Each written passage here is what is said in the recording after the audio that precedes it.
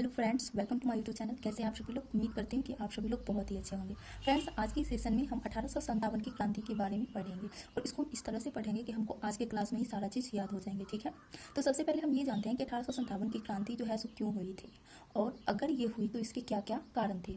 तो सबसे पहले तो 1757 से ही जो है सो 1857 की क्रांति की शुरुआत हो चुकी थी, क्योंकि उस समय से ही अंग्रेज जो है सो भारतीयों को इतना टॉर्चर करते थे कि लोगों के मन में उनके खिलाफ बहुत सारी विद्रोह की भावनाएं भर गई थी, लेकिन लोगों में एकजुटता नहीं थी, जिस कारण से ये लड़ाई वो लोग लड़ नहीं पा रहे थे। ठीक है, तो चलिए सबसे पहले हम जानते हैं कि 1857 की क्रांति के कारण क्या थे। तो इसके कारण जो है सो 7 थे। अब सातों कारण क्या क्या है? तो पहला है आर्थिक कारण। क्या है आर्थिक कारण? तो जमींदारी व्यवस्था, महलवारी व्यवस्था, रैयतवारी व्यवस्था और अस्थायी बंदोबस्त, ये चारों व्यवस्था की वजह से जो है सो किसान जो है अंग्रेजों से त्रस्त थे और उनके मन में अंग्रेजों के खिलाफ विद्रोह करने की प्रबल भावना जग चुकी थी। ठीक है, उसका दूसरा था सामाजिक कारण। अब सामाजिक कारण क्या है? तो सती प्रथा, नरबली प्रथा और बाल विवाह। तो यानी कि सती प्रथा में पति के साथ ही पत्नी को जला दिया जाता था, यानी कि जब पति मर जाता था तो पत्नी को भी जिंदा ही पति के साथ जला दिया जाता था। नरबली में क्या होता था कि व्यक्तियों की बलि दी जाती थी और बाल विवाह में बच्ची का ही विवाह कर दिया जाता था। तो ये अंग्रेज जो थे इन तीनों को बंद करवा दिए, रोक लगा दिए और फिर विधवा का पुनर्विवाह करवाना शुरू कर दिए, तो जिस कारण से समाज के लोग भी भड़क चुके थे। उसके बाद जो है प्रशासनिक कारण क्या था? तो प्रशासनिक कारण में आता है कि लॉर्ड डलहौजी जो उस समय का वायसराय था, वो हड़प नीति लाया और उस नीति के तहत जो है सो मतलब भारत के बहुत सारे ऐसी ऐसी जगहों को हड़प लेता था, जिससे वहाँ के लोगों को बहुत ही फायदा होती थी और वहाँ की जमीन से उन्हें जो है सो बहुत सारी अनाज मिलती थी। तो वो हड़प लेते थे। उसमें से उसने कौन कौन सी जगह को हड़पा? तो जैसे अवध को हड़पा, सतारा को हड़पा, जगदीशपुर जो कि बिहार में है उसको हड़पा, कानपुर, झांसी, सिक्किम, इलाहाबाद, इन सारे जगहों पर अंग्रेजों ने क्या क्या कब्जा कर लिया। और अंग्रेजों में किसने? लॉर्ड डलहौजी ने। तो इस कारण इन सारी जगहों के लोग जो थे सो परेशान थे और उसके प्रति विद्रोह की भावना पनपने लगी। उसके बाद चौथा कारण है धार्मिक कारण। क्यों हुआ?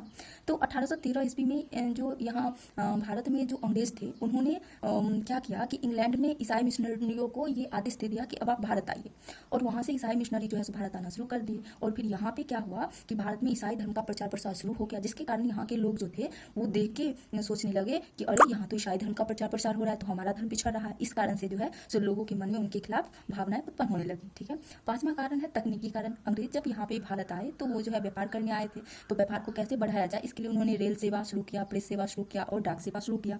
और इसके माध्यम से क्या हुआ कि भारतीयों को जो है सो एक रास्ता मिल गया कि वो यदि अपनी भावना दूसरे लोगों तक पहुंचाना चाहते हैं तो रेल से सफर कर सकते हैं या प्रेस के माध्यम से या डाक के माध्यम से एक दूसरे को अपनी अपनी भावनाओं की जानकारी दे करके अंग्रेज के खिलाफ जो है सो एक रणनीति तैयार कर सकते थे। तो एक ये कारण भी था।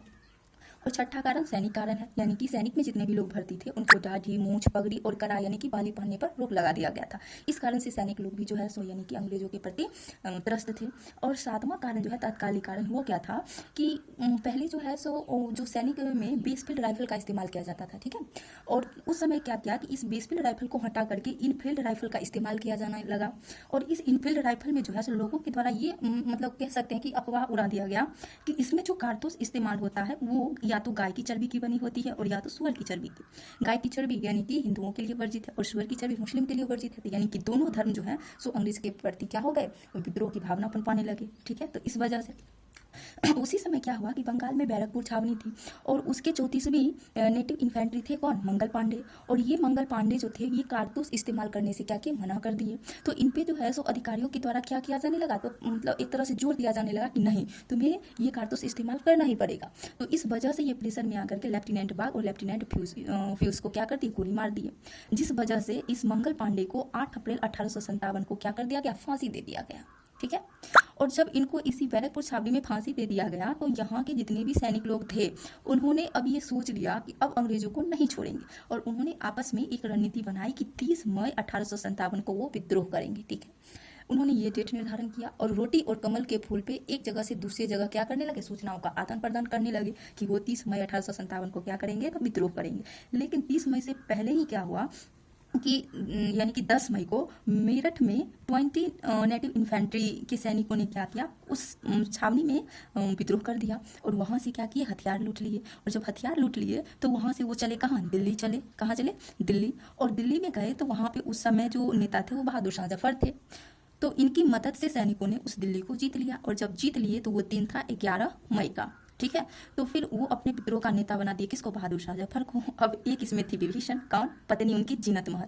इन्हें अंग्रेज से बहुत डर लगता था, इसलिए इन्होंने सारी जानकारी जो कब विद्रोह होगा, कैसे होगा, कहाँ पे होगा, ये सारी जानकारी किसको दे दी, अंग्रेज को दे दी। ठीक है। फिर हम आते हैं कि 4 जून 1857 को लखनऊ में विद्रोह हुआ। ठीक है। किया कौन, हजरत महल ने किया। ठीक। और इनका जो सेनापति था वो बख्श खां था। उसके बाद जो है तो 4 जून के एक दिन बाद 5 जून 1857 को कानपुर में नाना साहब और तात्या टोपे ने क्या किया, यानी कि विद्रोह कर दिया। कितने जून को, 5 जून को। ठीक। नाना साहब और साथ में तात्या टोपे। तात्या टोपे का जो पूरा नाम है वो रामचंद्र पांडुरंग है, और ये तात्या टोपे जो है सो मनुबाई यानी कि रानी लक्ष्मीबाई के गुरु थे। ठीक। फिर हमारे बिहार के पटना से पीर अली ने विद्रोह किया और साथ ही